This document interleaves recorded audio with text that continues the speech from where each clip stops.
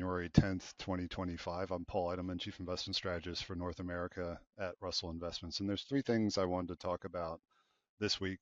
First, some of the political developments we're seeing globally. Second, key economic developments out of the United States. And then finally, some pretty significant volatility that we're seeing in fixed income markets that's having global ramifications. So if we start first with the political cycle, particularly in Canada, there was a notable development this week where Justin Trudeau announced his resignation ahead of the Canadian elections that were upcoming in October of this year. So that was certainly a notable development from our friends up north here.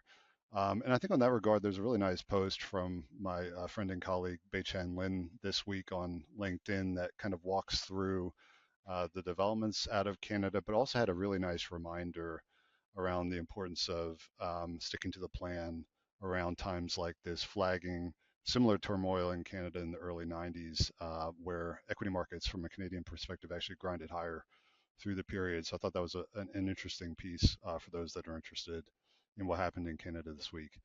Second, around the US economy, we had a couple of really important data points this week where we're not seeing a lot of layoffs still, which is really important for both the resilience of the US consumer and the economy more broadly.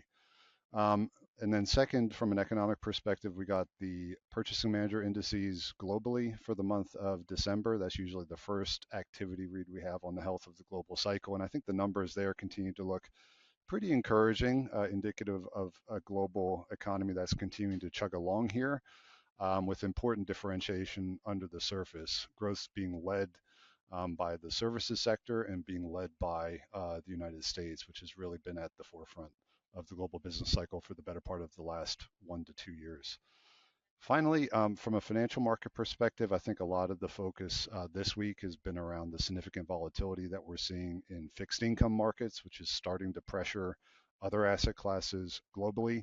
The US 10-year Treasury yield, for example, rose to 4.7% this week. It was higher on the week. It's been higher through the holiday period, and we're now sitting a full percentage point above where Treasury yields were at their recent lows in mid-September. So it's definitely a notable move, but we're also seeing action in global fixed income markets, particularly in the United Kingdom, where gilt yields for the 10-year have also moved up to similar levels, now sitting at around 4.8%. That's actually above where they got to during the pension crisis in 2022 around concerns over the fiscal plans for the United Kingdom that caused a riot in fixed income markets.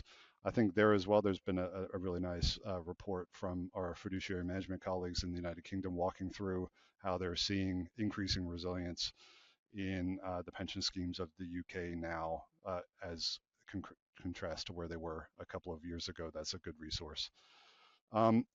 As I mentioned, higher yields are pressuring other asset classes as well. We've started to see some selling pressure onto equity markets this week. The S&P 500 is trading down about 3% off of its peak from December of 2024. In more rate-sensitive areas of the market, like small cap, have been hit harder, with the Russell 2000 index, for example, trading off more like 8% from its post-election highs and unwinding a lot of the optimism that we were seeing immediately after Trump's victory and the red wave outcome from November. Our view is on the back of these significant moves in fixed income, we're starting to see incremental value again in the bond market after trimming some of our portfolio strategies as it relates to duration last September. As well, we're seeing the yield curve having steepened pretty markedly here. So the 10-year Treasury yield, for example, has been moving up more than the 2-year Treasury yield. That's been an area where we had seen opportunity to benefit from a steepening of the yield curve, but with the significant moves over the last several weeks, that spread, that yield curve slope is now approaching levels that we think is closer to our estimates of fair value. So that's really been the key for us that we're going to continue to keep an eye on in the weeks ahead. So thanks for watching, and stay tuned for next time. Thanks. Hi, I'm Sophie Antal-Gibert, Head of Portfolio and Business Consulting at Russell Investments. If you liked what you just saw and heard, Consider subscribing to our YouTube channel or check us out on LinkedIn. Thanks for tuning in.